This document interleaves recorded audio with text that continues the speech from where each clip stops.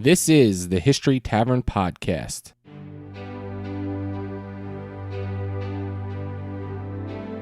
World War II historian Joseph Balkoski wrote, "The Omaha Beach landing typified the American World War II experience, a disastrous beginning during which hundreds of soldiers were slaughtered with shocking ease by an unseen enemy, the swift abandonment of prearranged plans that were not working, a hardening of American resolve that a solution in the crisis must be initiated, a hard fight against resolute enemy soldiers who simply would not quit, an eventual victory followed by exhaustion, grief, and ultimately satisfaction that the task had been achieved despite seemingly insurmountable difficulties."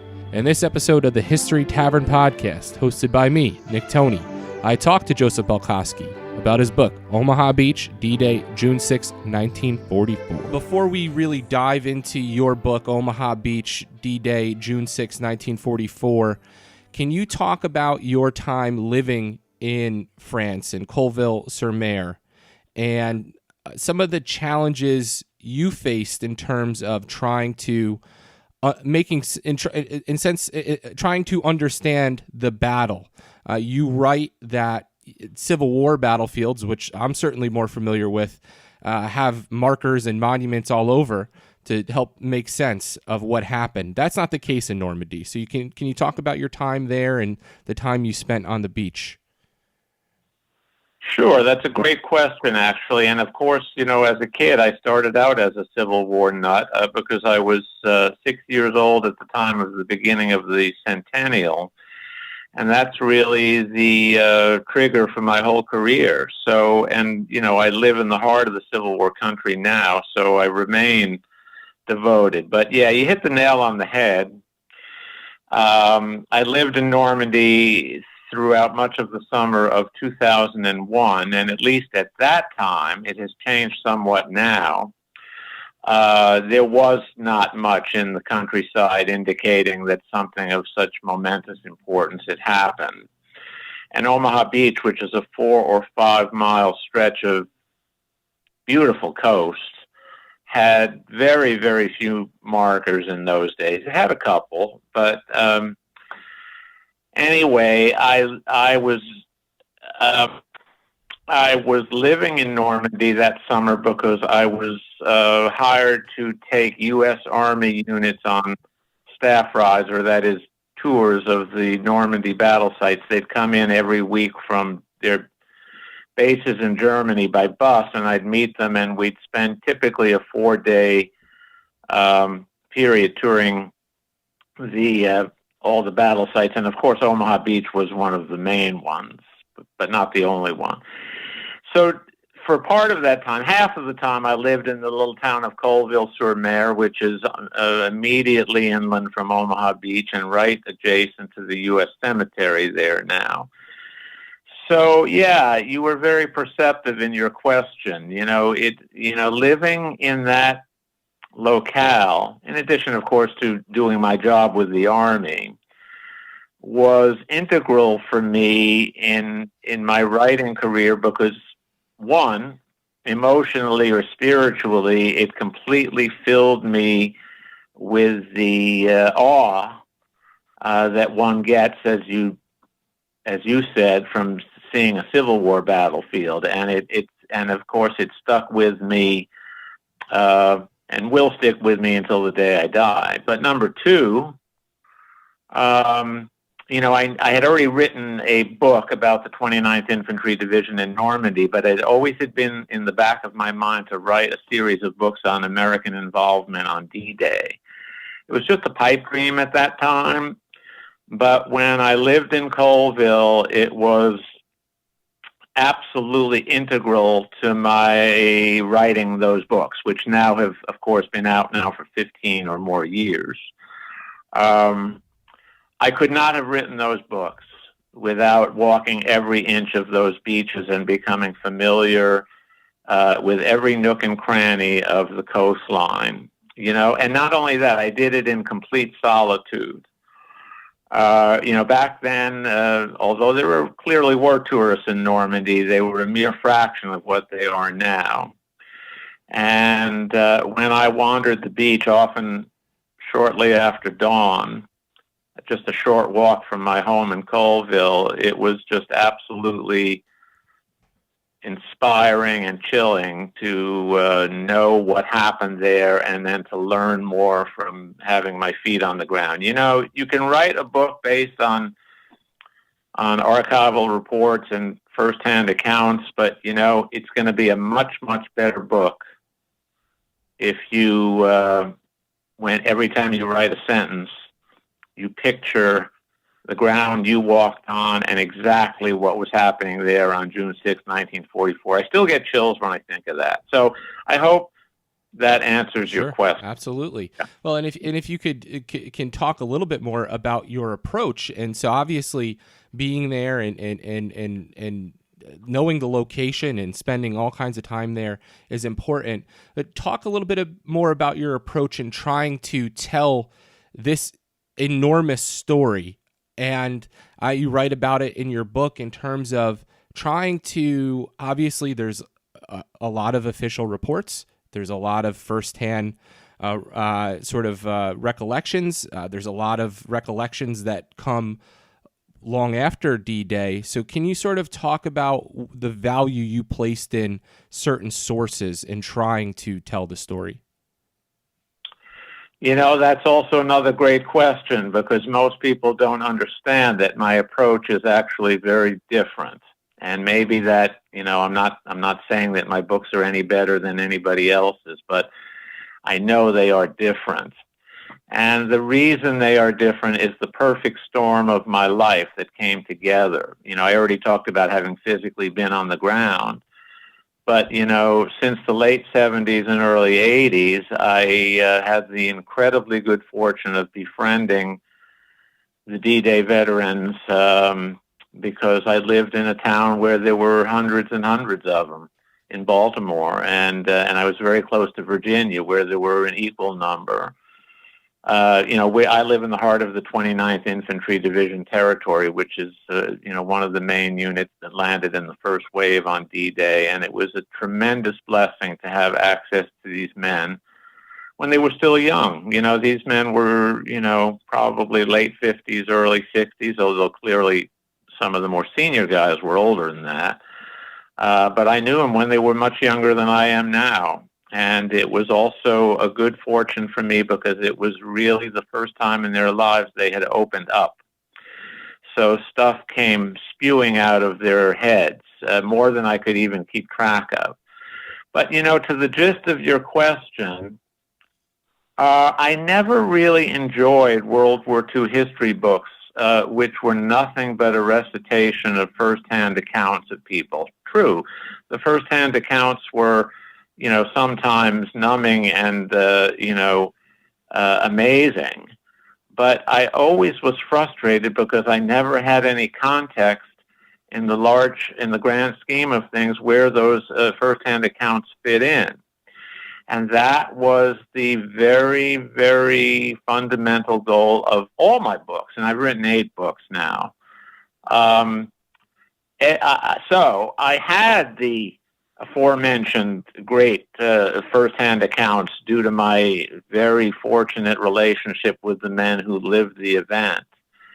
But the key element was that I also had a very close relationship that eventually developed into a full-time occupation over the span of decades with the 29th Infantry Division, and in particular the Maryland National Guard, in an official capacity. And I became the caretaker for all of the division's official records, which, believe me, are so voluminous as to take up a very large room.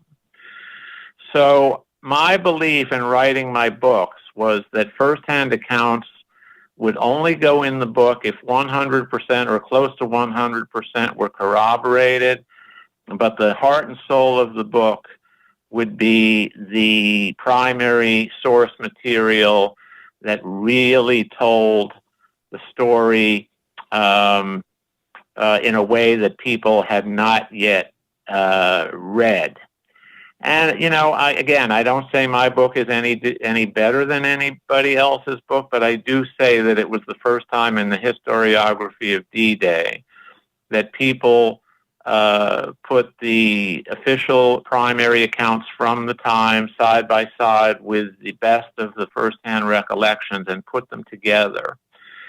And to me, that was the general approach I took, not only in my Omaha Beach book and Utah Beach book, but the 5-volume history I wrote of the 29th Division in World War II as well. So I don't believe just in putting a person's recollections down on paper. I have to tell exactly what the war was doing at that time, from the large to the small, and then put the person's story in the context of that. Again, I hope that answers your question. It certainly does. There are a number of facts and figures in your book that really put things in perspective in terms of showing how enormous an undertaking this was, especially in terms of preparation. I think by 1940, when the Germans occupy Paris,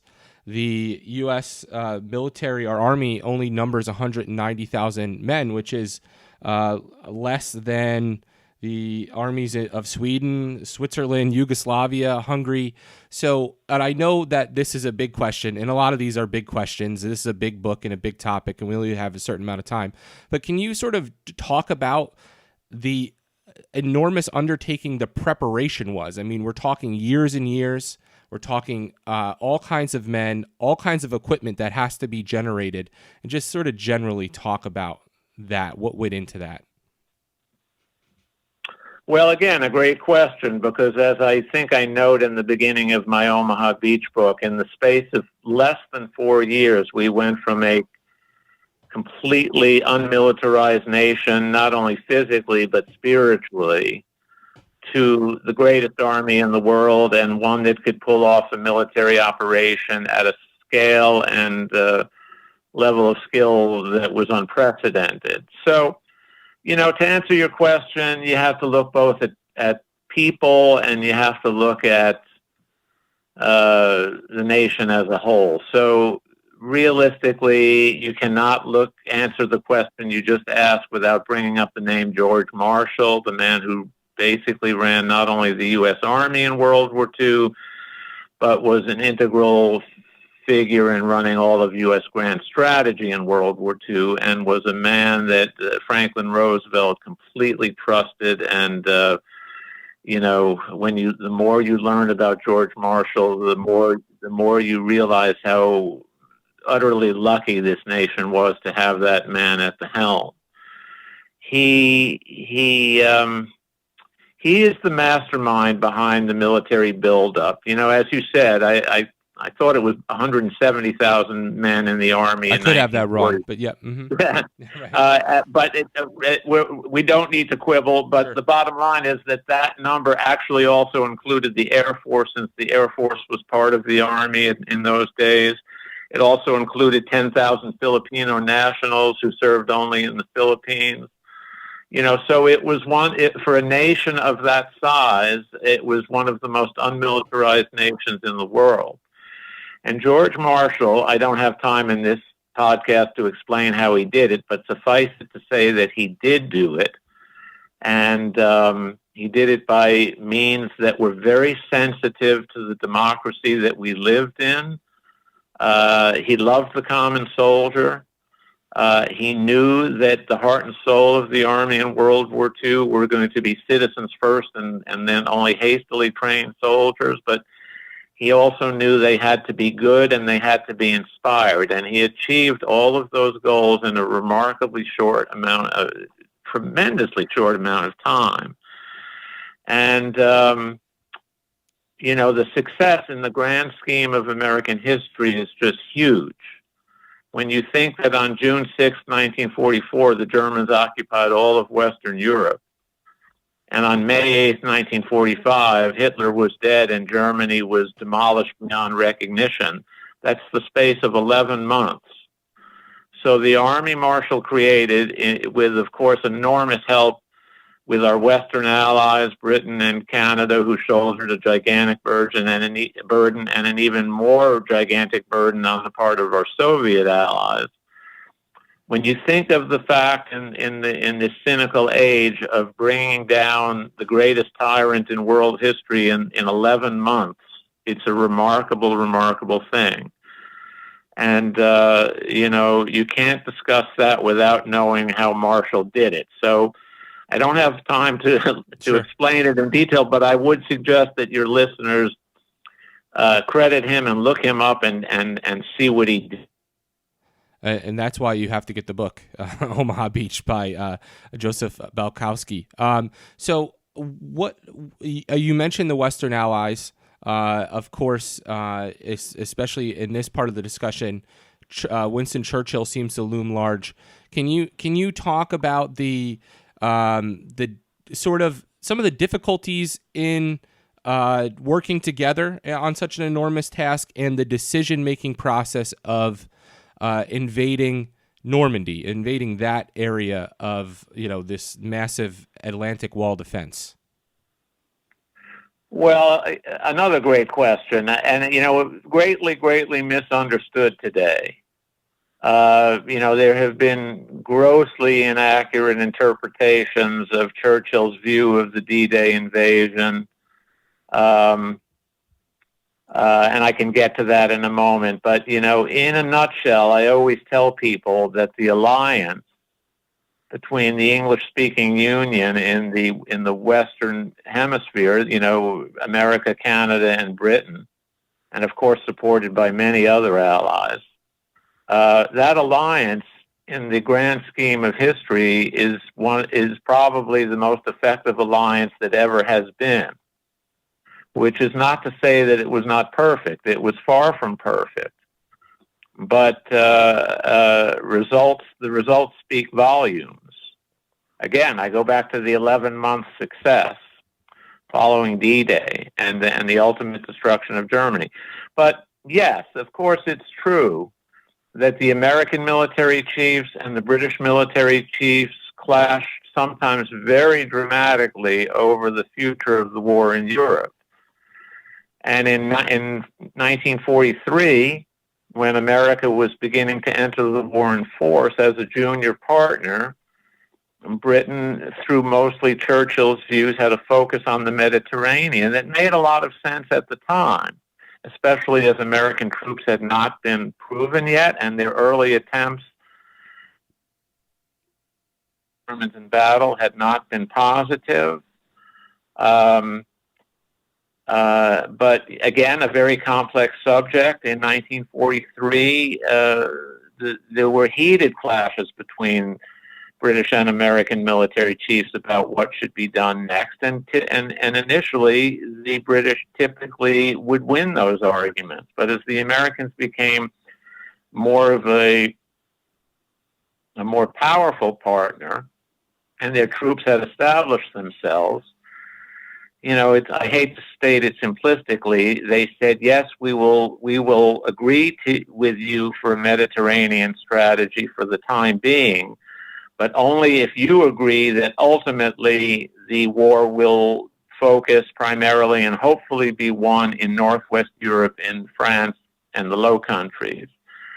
And by late 43, somewhat to some disagreement with Churchill, that was the essential agreement. And starting in early 44, it's been completely misstated that Churchill did not support the D-Day invasion. Once the cards were on the table and the commitments were made, Churchill and the British military chiefs threw everything behind the invasion to their ultimate power. And I'll conclude with what I said at the beginning of this. The result is symptomatic of the greatest alliance in war that we've ever experienced. We harp on the disagreements, Montgomery and Bradley and Eisenhower, and they were severe. But never before in history had armies very diverse armies, very different cultures, and very different military traditions and systems. Never before had they come together for a common purpose, and ultimately with such success.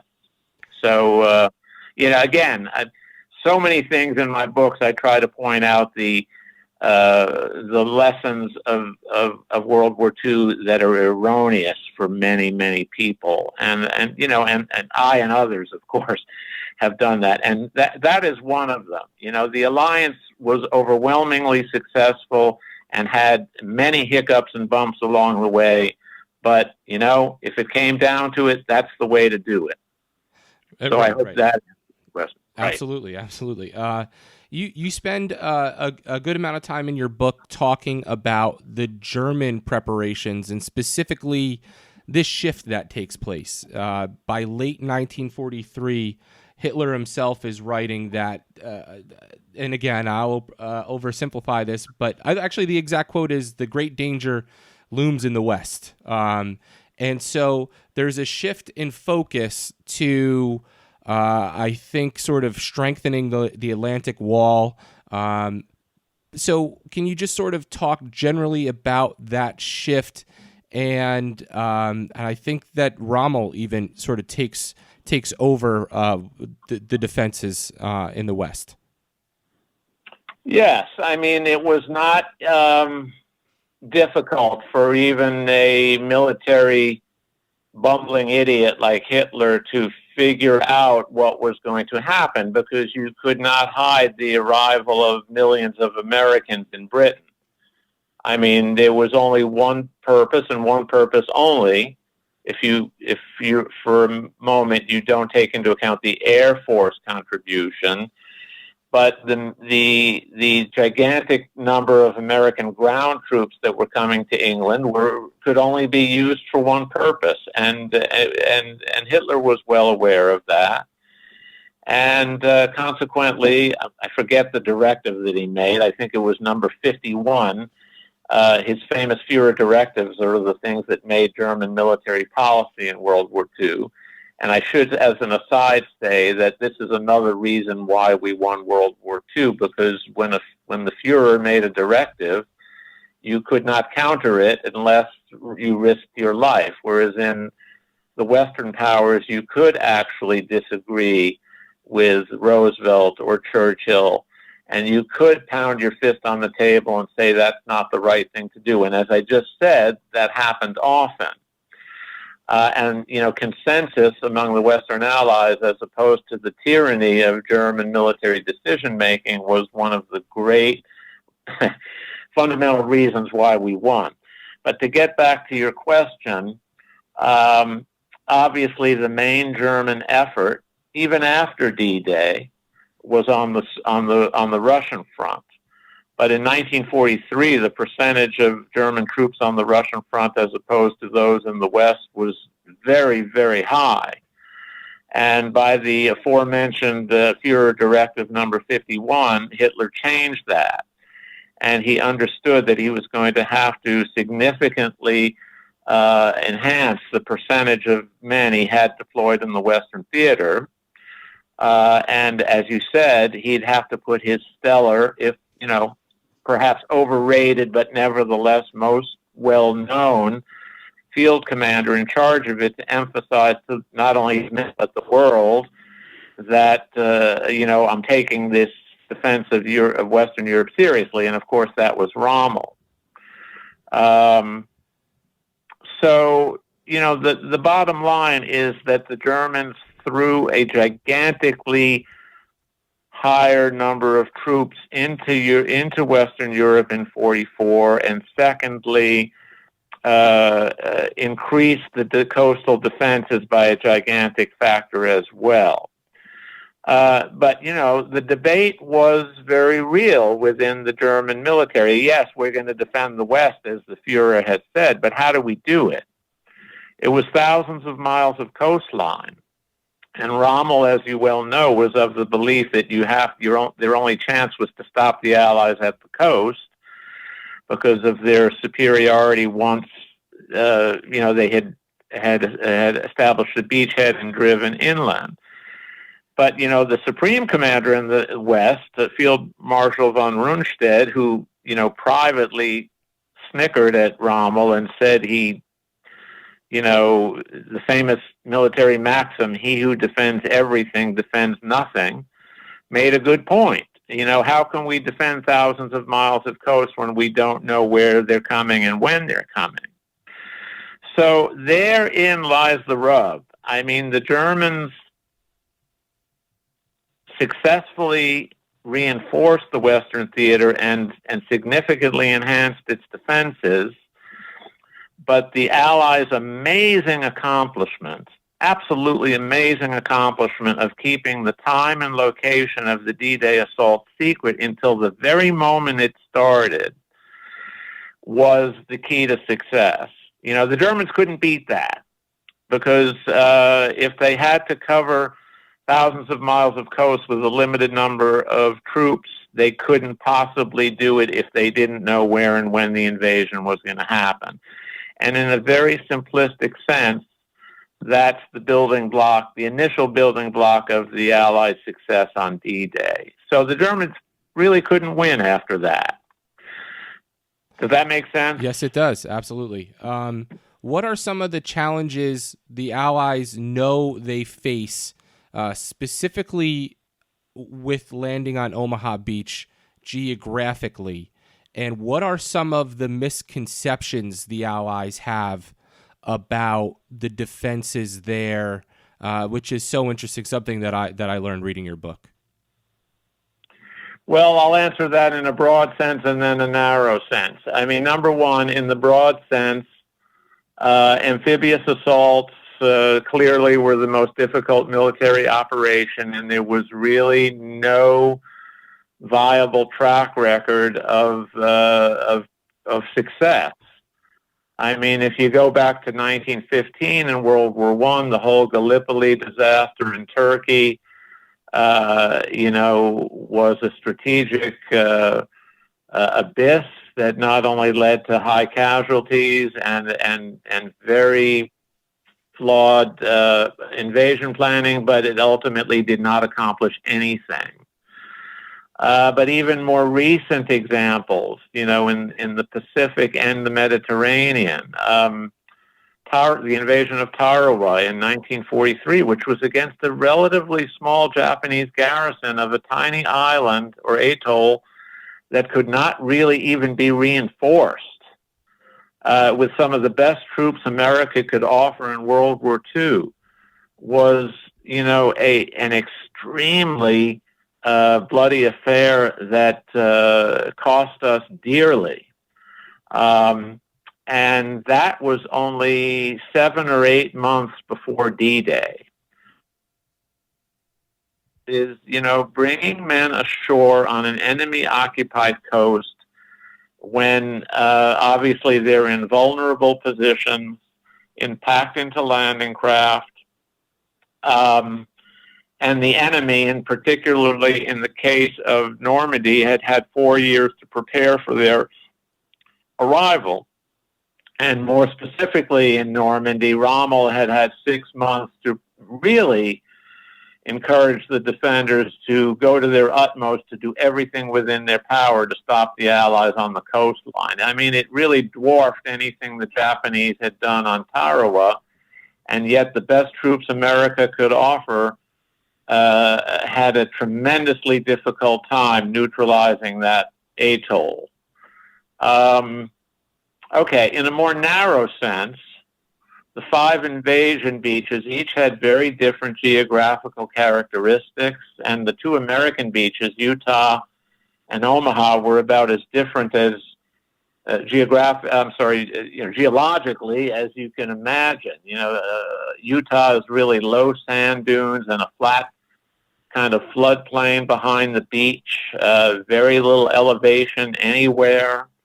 Omaha, quite to the opposite, is got steep bluffs and in some cases vertical cliffs immediately behind the beach, and only really 4 major exit points where any wheeled or tracked vehicle could get off the beach.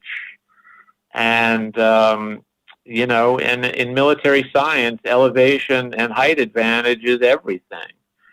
And coupling the already difficult disadvantages I mentioned of troops coming ashore against prepared enemy defenses packed into landing craft, they're doubly difficult when the enemy is kind of looking down on you from positions that are almost invulnerable.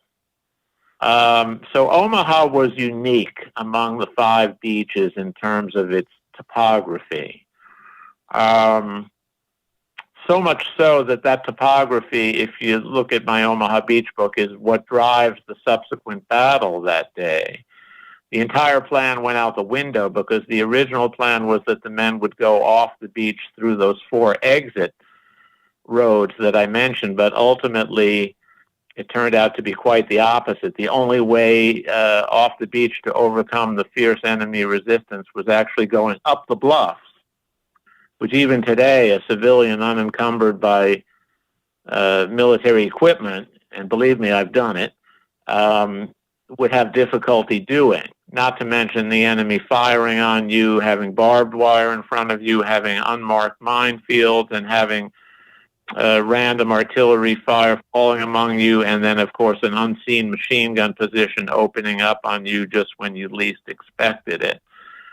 So, in a nutshell, the Omaha Beach invasion was clearly the most risky because not only was the terrain very difficult, but the German defenders were not as numerous as most people think today, but they were of a fairly high quality. And that we were not fighting the supposed overaged and unenthusiastic men recovering from wounds on the Russian front. We were fighting in many cases some fresh young troops in a fresh division that had unexpectedly been in that area without us really knowing it until the last moment.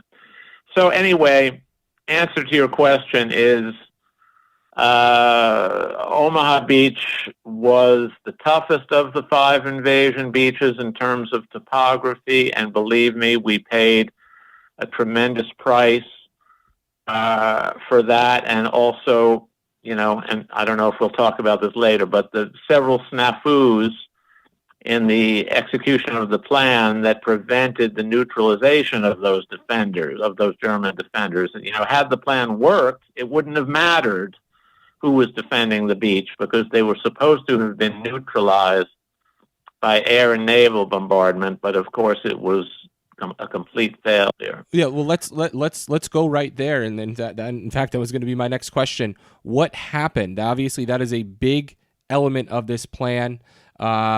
That the air and naval bombardment was going to soften up these German targets, and that there will be craters on the beach. You'll be able to march sort of right up, beyond the beach, and that just doesn't happen. What happened with that bombardment?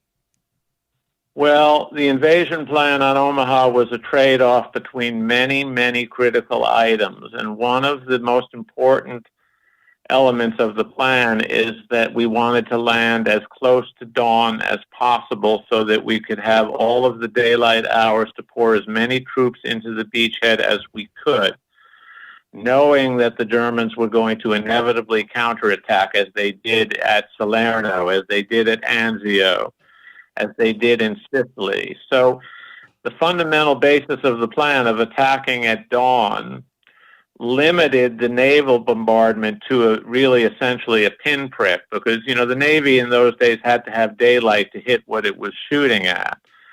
So if you were going to give them daylight and yet begin the invasion and the landing of the troops shortly after dawn, you couldn't really give the Navy much time, and in reality it was only 30 or 35 minutes, which was woefully inadequate. At Tarawa, it had been much, much more than that against less robust defenses, and even that didn't do anything.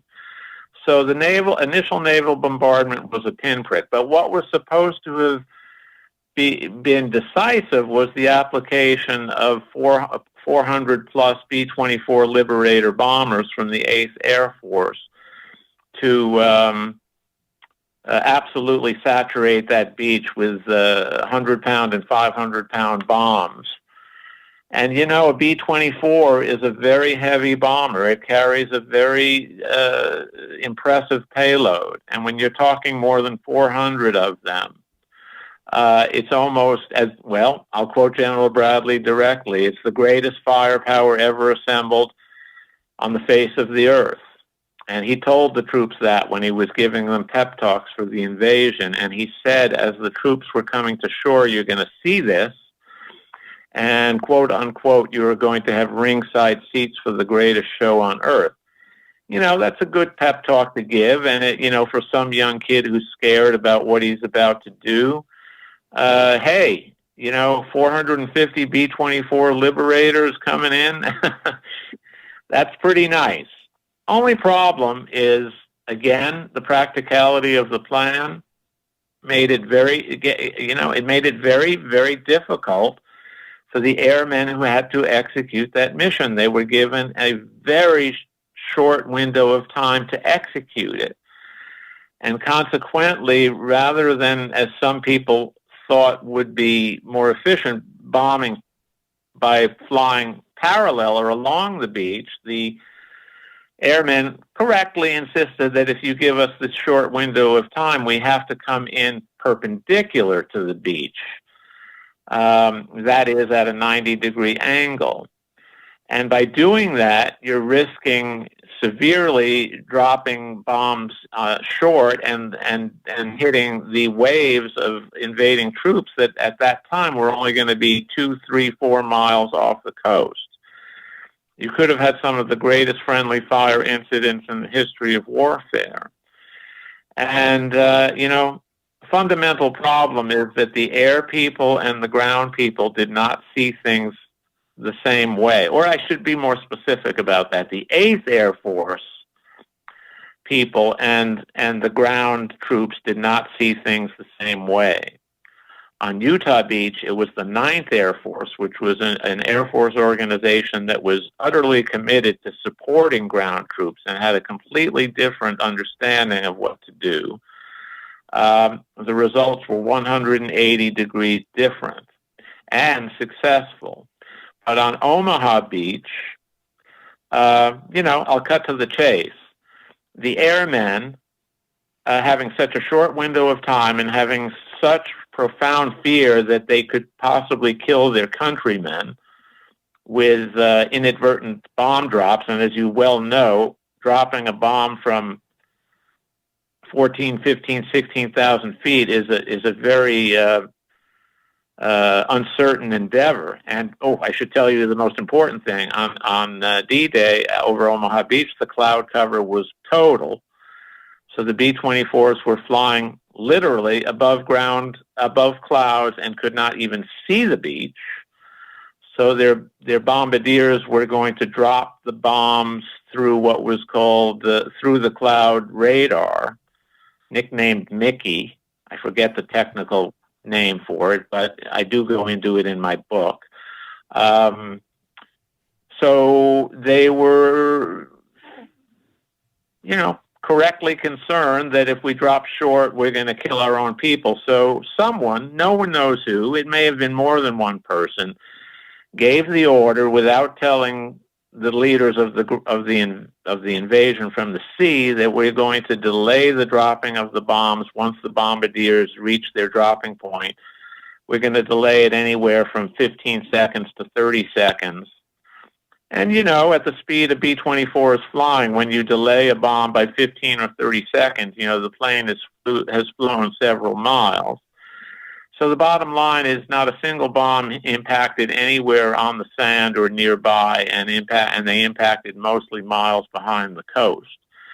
And as a consequence, the Germans who were in the foxholes and the bunkers and the pillboxes did not feel the wrath of that so-called greatest firepower in the history of the world. And it was an enormous disappointment to the men. And, frankly, would have been better had it not happened at all.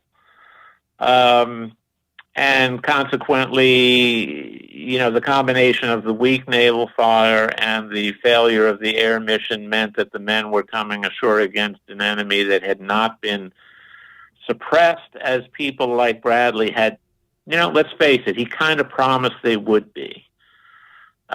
So that is one of the great, it's the fundamental tragedy of Omaha Beach. But, of course, there are many more than that, Sure. But that was the fundamental one. Well, one of the other ones, which it was another, I think, very important element of the plan that did not happen as planned was, well, I'll just ask you, what was the idea with the tanks that were going to come ashore? What role were they going to play? What happened? Well, the so-called DD, or which stood for duplex drive tanks, they were a brilliant idea. They were a British invention. They were absolutely a phenomenal secret that the Germans were not aware of, and we had trained in, or at least 3 of our tank battalions in Britain had trained with very, very effectively. But the bottom line was that preceding the initial waves of ground troops ashore, there would be, let's figure it out, somewhere in the range of, 80 to 100 tanks that would be coming ashore a minute or so before the landing troops. And there's nothing an infantryman likes better than a tank in front of him. And there's nothing an enemy soldier likes less, especially if he doesn't have an anti-tank weapon in his hands, than numerous American tanks coming toward you.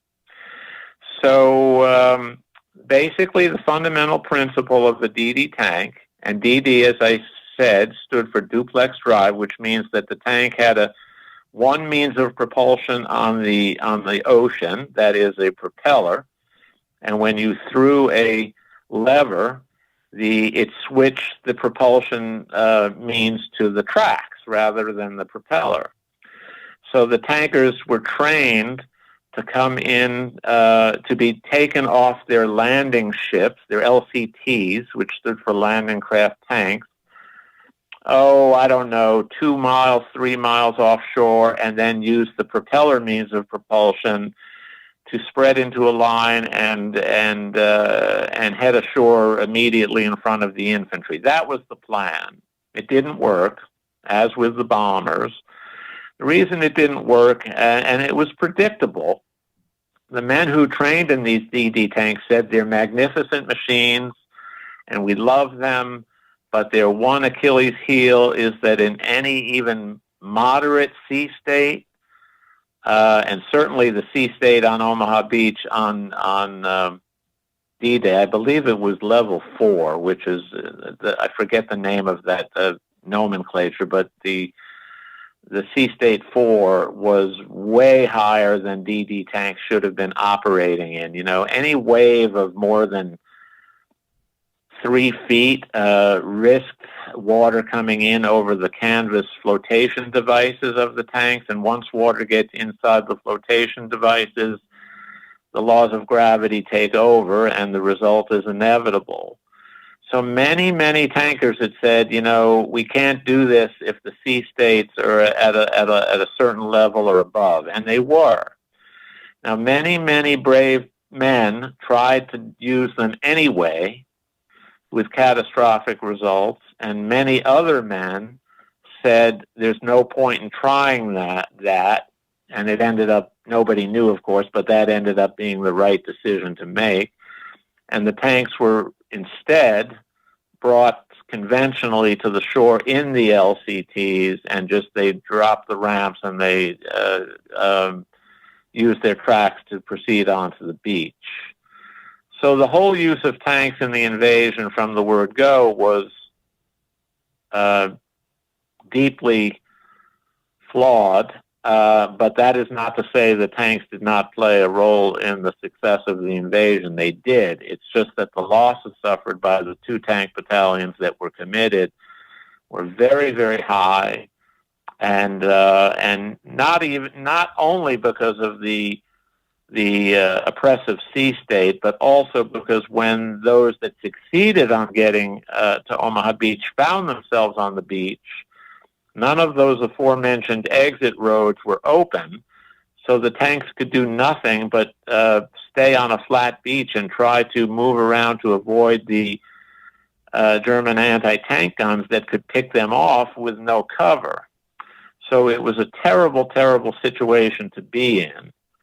But again, the bravery of the men that did the invasion comes out very obviously with those tankers who, as with everybody who was on Omaha Beach that day, did an amazing, amazing job surviving the flawed plan and then contributing to the ultimate success. Well, let's get to the ultimate success, and I apologize for the oversimplification here, but I mean, you write in your book, at 8 a.m., there's a crisis at hand. The aerial bombardment was ineffective. We just talked about the tanks. There's confusion. Reserve troops are sort of stuck on the beach. What does go right? How ultimately is there success? Well, what goes right is summarized in a nutshell. It's the training of the American Army. That could be summarized in three ways: leadership, morale, and initiative. Men at all ranks, from general, namely General Norman Cota, who of the 29th Division, who was the oldest man on Omaha Beach, but walked that beach and exposed himself to death on innumerable occasions and urged the men forward. But also leadership at a low level, privates and corporals, saying, hey, we may feel some safety lying on our stomachs behind a wall on this beach, but that doesn't get us anywhere because the Germans are sooner or later going to find us, and we're either going to die or we're going to be in a prisoner of war camp. So the leadership was number one. Morale was number two. The sense that the men who had prepared this at all levels, the infantry, the tankers, the engineers, they had been so magnificently trained that the concept of defeat didn't seem possible. And particularly so because the mental strain was enormous, because you were watching your comrades dead or dying next to you, and something had to be done. And well, I forget the quote: "A brave man is a man who's too scared to admit that he's scared." But so morale is one of the driving forces, but what ultimately happens is that, again, from all ranks, private to general, every soldier eventually had to take some form of initiative. Get up and put a Bangalore torpedo under a barbed wire coil because there's no way to get off the beach unless you blow a gap through that barbed wire. And men who didn't think they had it in them did it. And men died doing it. And yet when they did it, it opened up the exit off of that killer beach for others to get off. So frankly, I should also mention a fourth thing, and that was I guess it's part of morale, really, but the love of your fellow soldier was so profound that it was important that you take care of him and that he take care of you, and you're willing to do things to help him and vice versa. And you see that story carried out, on so many occasions on Omaha Beach that they're too numerous to count. And of course, I as I said early in this talk, I put those stories in my Omaha Beach book, and I put them into the context of the greater picture, which is why when a certain platoon or company could get through the barbed wire in this part of the beach and up the bluffs, why it led to certain successes that day that, when put together, ultimately took what was a catastrophic start to the day, and by nightfall had proven to be, a dramatic success. A success at tremendous physical cost, but a success nonetheless, in which the enemy was completely shattered and the beachhead firmly established beyond any possibility of it being, crushed the next day. Can you talk a little bit just about the night of June 6, 1944 in Normandy for the Allied forces? I think there's a misconception. You write about it, that once the beach was taken, the fighting was over, but it wasn't. And in fact, it was a very nervous night for many of the Allied forces in Normandy. Well, yes. The night of June 6th, of course, for the vast bulk of the men, very high percentage of the men all across the Normandy front that night, it was their first day in combat. So, what an introduction to combat. But it was also the first day of a very, very long war, the Germans were not dead. And ultimately, you don't win a war by establishing a beachhead. You win a war by breaking out from that beachhead and crushing the enemy army. And the enemy army was very, very far from being crushed. Indeed, the Germans were moving everything in their power to Normandy by the next day. So the subsequent Battle of Normandy, and of course everything that followed it, was very, very brutal, beyond the conception of most people today. In fact, once the Americans pushed inland from Omaha and they looked at the terrain around them, the so-called bocage or hedgerow country, the next 8 weeks of combat were among the most brutal combat in the history of America. They're, for those, since you're a Civil War nut, Grant's Overland Campaign in 1864, which really led the Army of the Potomac white, and of course equally devastated Lee's army. But the subsequent Battle of Normandy is a comparable campaign to the Overland Campaign. It was a slugfest in which the battle was almost continuous and the casualties enormous. But as with Grant's campaign, ultimately the enemy had to break. And in Normandy, they broke in mid-August, 2 months after D-Day. But even then, as I said, the war went on until May. But of course, D-Day was the kick. As I often tell people, it was kicking in a door and then beginning the cleaning up of the house. What were the casualties like on D-Day? On Omaha Beach, I know you write about it that it's hard. It's a hard thing to calculate exactly, but what were the casualties like? Well, the casualties will never be known in exactness, because the counting of them was very difficult. The company clerks were still back in England, and when they finally accounted for casualties, it was very hard to tell when the casualty had occurred. But I will tell you in a nutshell that the official Army count of Omaha casualties was unquestionably low, very, very low. The accounts were rumored for decades after D-Day to have been in the, 2,200 to 2,600 range.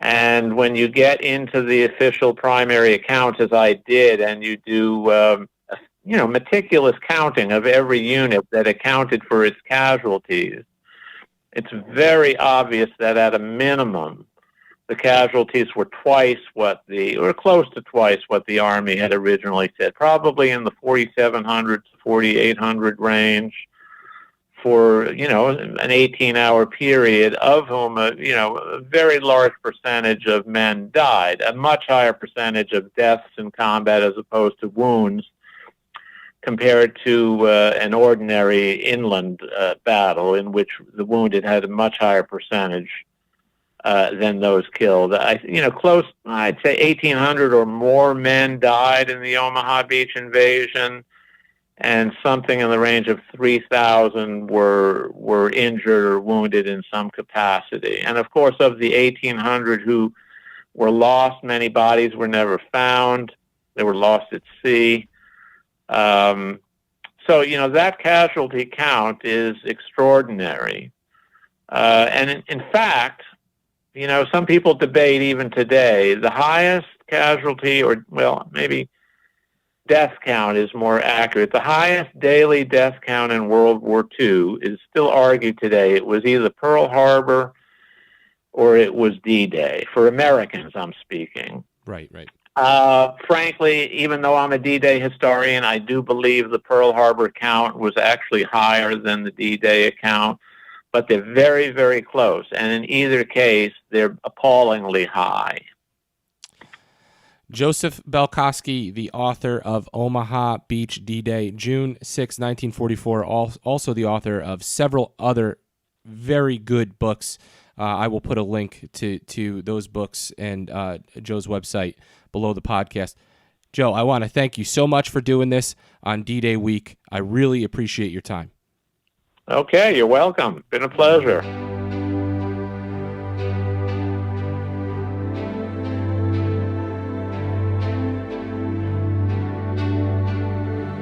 Thank you for listening to the History Tavern podcast, and thank you to Joseph Balkoski.